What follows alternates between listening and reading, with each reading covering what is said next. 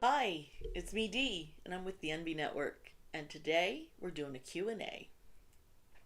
Today's topic is questions about myself and my wife's transition. Thank you to those who did submit questions, and thank you for being very respectful in those questions. I really appreciate it. We're just gonna dive right on in. This is a very serious topic, and I hope it can be enlightening and helpful to others, and also help those who are curious and there's a lot want learning.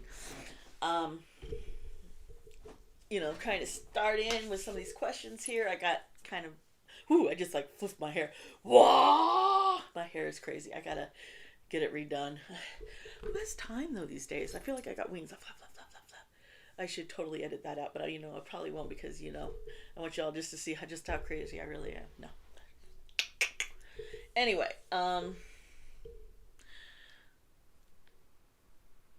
like you want to know when I first learned that she was transgender. When did I know? Like the first did I know that when we first started dating if she wanted to transition? No, I did not. No. That is totally, yeah. Um, we it's been wow. It'll be 13 years in February when we first met. We just celebrated our 10-year wedding anniversary. Um, Nothing has been conventional about Carissa and I. Nothing. Um, Neither of us were looking for a relationship. Neither of us ever wanted to get married. Um, I had just come back from a maternity leave and returned to work, and she was working where I was at. Okay, and we hit it off through emails at work. She introduced herself when I would return to work from maternity leave. An email was sent out welcoming me back, and she introduced herself, and we just clicked. I mean, we bonded over Star Wars and Starship Troopers. Because that's the type of folks people we are. And she also just was such a sweetheart and always checking in on me and my little dude, which is Kyle, my son, who is now he's turning 13 in December. Oh, I can't believe it. Anyway, she was not anybody. She was not like any of the guys I'd ever dated, and she was nothing like my ex who I'd been married to, and so that's why I really liked her. Um, so yeah, I had no idea. Did she know? Was another question. Did she? Yeah, she knew she was a woman. Did she know she was? I think she was too terrified, scared to come out. Scared of what people would say, what people would think. So she was hiding that. In hindsight, she wishes she had come out sooner. She realizes, I would have been here no matter what. I love her, you know. But that's all hindsight, and here we are now, and that's what counts. We're going forward now, and we're making it. Um, when did I find out? Okay, so this is a cute story. This is kind of fun. Um, this is all going to be a little political too, but of course, transgender. What do you expect? So, I'm going to go back a couple of years. You might remember there was a presidential debate with Hillary Clinton and Trump, and you might remember that Hillary's trying to talk, and they were wandering around, and there was, Trump was kind of trying to stand over, kind of like an intimidation. It was really frustrating to watch this presidential debate, and Carissa was getting really upset, and the questions that were coming out, and it was really a hard debate to watch, and there was some drinking going on. There was some bourbon, and she got so frustrated. She looks at me and just finally she comes out. And when I say finally, it's because at this point, I think for about the whole year, I kind of was looking at her like, there's something you need to tell me. I can really sense it. You just got to tell me, I'm going to love you. Because I was feeling it that, yeah, that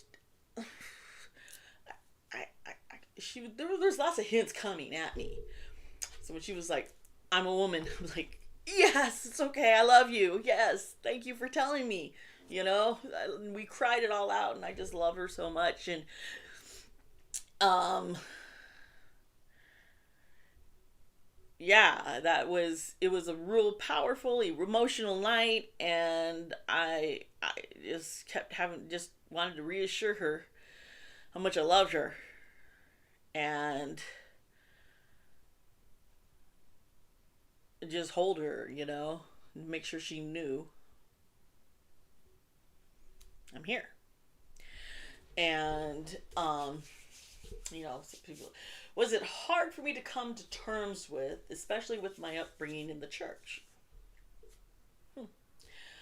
Um, what was, when it comes to the church, I went to seminary, and one of the first things, I was being taught by Dr. Sam Middlebrook was to question everything I'd ever learned. And everything I ever learned in Sunday school, in the church, from the pulpit, because there's so much more to it, and things are taken out of context, and a lot of stuff, even the Bible itself is written by man from their perspective, and things get lost in translation. And even going back to original text, if you you see the original text, if you translate from ancient Greek and Hebrew, and things get messy. And so for me, I was already of a mindset that I was a very liberal Christian, okay, and bisexual. So I did not struggle with religiously. I was concerned about how my parents and other people I know who are very strict religious, who are legalistic, which is not what God wants us to be. In fact, I did a whole paper on this, and I remember Dr. Scott Bauer gave me like this a whole A plus, and then he did a whole series of sermon on it in church, talking about knowing Jesus is not, and getting to know God. You can't be legalism is not doing what God wants us to do to get closer to Him. That's the exact opposite. That's you doing what you think you need to do, and you're screwing that up. That's screwing you up. You actually have to be silent, sit in stillness, and listen, and find out what it is that God actually wants you to be doing. Because that's what the Pharisees screwed up doing. This is why Jesus tore down the temple and was like, no, all these laws that's in the Old Testament, these were all written by men. Stop. This isn't what my Father wants. And we're back at it again. People are redoing exactly what Jesus had said stop doing. So that's, for me, it wasn't so hard that way. But I did go through,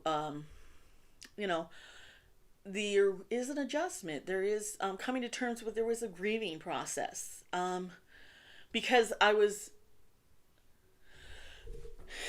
this time, I had known her as this other person, this man, and adjusting, like, how are things going to be? And, do I have to forget my memories and all the pictures and all these stuff? It was like, trying to figure out how I can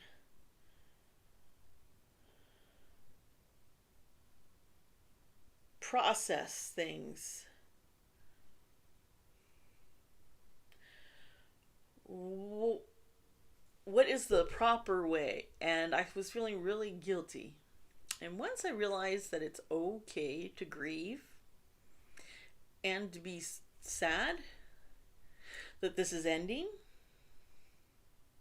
I was able to let it go and the grieving end and celebrate Carissa and her life and be on board fully and not look back and not feel like I've lost anything. It's more of I've gained who she is. I recognize she is now out, that she was holding back who she is. And she's still that same person, that she's still who I always knew, that's not changed. That's changed. She's still she's still my cute, geeky, dorky, beautiful Carissa, and that was great, So understanding that there is a grieving process and being able to not feel guilty and just let it go. Now realize that you cannot rely on, I did not rely on Carissa for me to grieve. Okay, I didn't go to her. That would have been bad. Okay, I got help. I talked to a therapist, I went elsewhere. Because she's dealing with her own process. And then we dealt together as a couple. Okay? Because if you're going to try and rely on the person who's transitioning, that's not going to work out so well. Because they're transitioning and they're going through a whole lot of other emotions, and they need you to be supportive of them transitioning and not and not have to worry about you so much. You really have to understand and be sympathetic to this, because they're not going to be mad at you for grieving. They should, but you don't need to be throwing this in their face. Okay. Now, how are our families been? Some people were wondering about the kids. Well, the kids, that was like first things that we were really talking about very seriously. Just easing this in.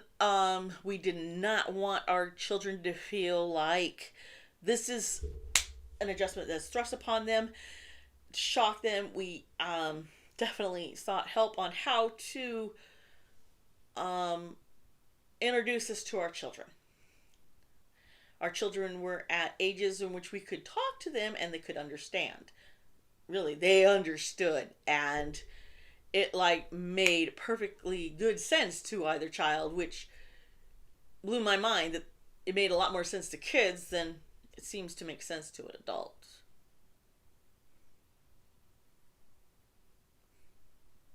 Just think on that one. Children can understand that a person was just born with the wrong body.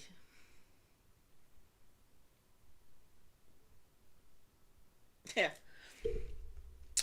Now, the children, Carissa, as much as Carissa wanted the kids to be calling her mom and such, she did not expect them to just immediately be able to.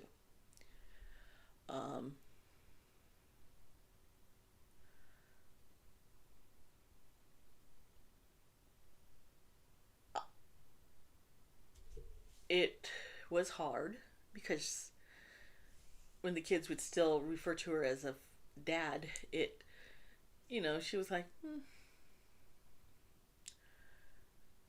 But that didn't last very long because the kids wanted to call her mom. And so it's more of a slip of the tongue if they didn't. It started becoming, and especially in public, they realized how important it was for Carissa, especially when she's presenting female, to be called mom.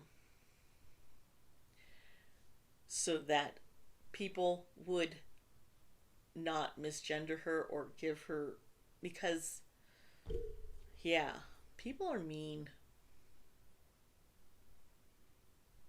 And the looks they give and how they'll just kind of treat you out in public. It's sad. So the kids became very aware and like the fiercest of allies. And so with them coming around, that they love Carissa, Mama K, and I'm Mama D. My in-laws, they're the ones who came up with the idea to differentiate between the two moms, a Mama K and a Mama D, and so that has stuck, and it's cute and it works. The kids know how Mama K, Mama D, Mama K, Mama D. You know, moms. It's another thing we hear. Moms, mom. Yeah, it's just the moms. Moms everywhere. And so, but the kids did get someone they can talk to, counselor, you know, if they have questions, someone outside of the family. But it's been an easy, and we did talk to the schools, and fortunately for us in our school district, they were really supportive. The teachers, the principal at the school, very, very supportive of Chris's transitioning, and we were there for the kids, and went misgender, and that was great. And then we got a new principal, and we had to kind of break him in, but he, you know, he's on board now. You know, he was kind of like, "What is this?" oh, something's wrong on my finger here. Sorry. And now about our other families, outside family. Oh God, how's our family coming? Oh my parents. My parents, they started out acting like they were on board with us and being loving and supportive. Oh gosh, I need some coffee. And I was so happy and I was excited and I felt loved. And then once we started going more public, and on Facebook, like, hey, you know, Carissa is my wife now, you know, and I'm her wife, and so she's now Carissa Jones. I'm not even mentioning the dead name, you know. It's like, we don't mention dead names. And it was like correcting my parents. No, that's not her name. It's Carissa now. You know, it's like, oh, it's kind of hard for us to get used to. What do you mean it's not? That's her name. I get a midnight text message, literally midnight. It was like 11:50 something or 12 something, you know. Text messages from my dad telling me, cut off. And they're not going to have anything to do with us and our kids, because Chris is, they don't believe in someone being transgender and LGBT, gay, and, you know, my brother is trying to tell me he knows I'm not really like this. Oh, trust me, I'm gay. I am queer. I am so bisexual. I love men. I love women. I love non-gender fluid people. I love people not because of their gender or lack of gender. It doesn't matter. Trust me. I know. You don't know me, obviously, bro. And people who tell me, and yeah. That was kind of harsh, and you know, it was kind of like, we're not gonna have anything to do with you unless you leave her and your kids, and where she stopped, you know. Well, that's not gonna happen, and it has. It's been a few years now, and hey. So that's sad that my parents have taken that route, and that's their choice, and it hurts, but I have to let it go. I can't try and change them because I'm still married. See? Married. That's it. I'm going to stay by my wife's side. Carissa's parents and sister, they have come around. They've done the research. They are strong allies. They go to Pride with us. They are like, Carissa, you know, her parents are, Carissa's my daughter, Carissa's sister's like, this is my sister Carissa. Her kids are like, this is Auntie Carissa. I got cute little nieces now, and so adorable, and we're good family. We go on family vacations together, you know, and with her parents and sister. We are a close-knit family, and that's great. So we have the experience of family who's rejected and family who's support, and it's sad that this is, that this happens. Um, yeah, in public we do get either support or we get total rejection. Um, One time I was sitting at dinner and this old lady just kept giving us a dirty look, so I just, you know, looked back at her like, why are you're just gonna stare at me while we're trying to eat dinner? Okay. She got really uncomfortable and stopped. But that's as far as that's as aggressive I've gotten. It's just kind of like, I'll look back at you. How's that? Why are you staring at me? Because I'm not gonna leave. I want to enjoy my enchilada here. Thank you. But I live in a red state, Idaho, but Boise is quite liberal, and fortunately, our capital, that's where we live in, and I appreciate that. I appreciate the laws that Boise has put in to protect our transgender and LGBT people. I wish our whole state would do it. I wish our country would, but at least the city. Thank you, Boise. You guys, our city seems to be more on board with things and understand that we're people too, and we deserve equal rights just like everyone else. And so, yeah, that's pretty much a lot of the gist of the questions I've gotten. If anybody else has any other questions, feel free to drop them in my DMs. You can follow me on Twitter or Instagram.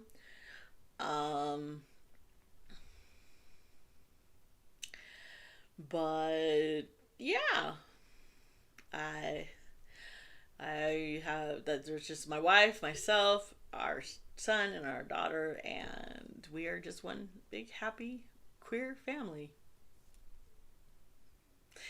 So thank you, and if you like this video, please like this video and please subscribe to this channel. I do all sorts of interesting things. You never know what's gonna happen here on the NB Network. And I'm Dee. You can catch me. I'm Dee Sparta, or Princess Sparta, on Instagram. I like to wave my hands. Woo! I like to wave my hands. The dancer in me. On Instagram and Twitter. The name's Princess Sparta. That was when my wife and I were dating. She gave me that nickname, Princess Sparta. Because, we both are really into ancient history, okay? That's where it comes from, in case anybody wonders where the Sparta comes from. Dee Sparta, Princess Sparta. Like ancient Greece and all that. So, anyway, I think I'm just rambling. I really appreciate everyone. I appreciate these questions. And I really enjoyed answering them. So if you have any others, I really don't mind. There's certain questions, be respectful. I wrote, right now, I do want to bring up something. This is coming to the end of Transgender Awareness Month. But today is Transgender Remembrance, for those who have been killed or have unfortunately committed suicide. I'm going to post up a phone number. If you are transgender and you need help, please call or text and get help. I've been down that dark hole. And sometimes that calling a line like that and just hear another voice and you're in that dark space can help. It really can. It's helped me. It has. And I am so glad I'm alive right now, because I have a beautiful wife that I love so much, and two beautiful children. I never thought I was going to have kids. That's another. My life is like full of some really amazing, crazy stories. If I tell you, you'd just be like, what? But a lot of unexpected stuff has happened. And I'm happy because I'm a survivor.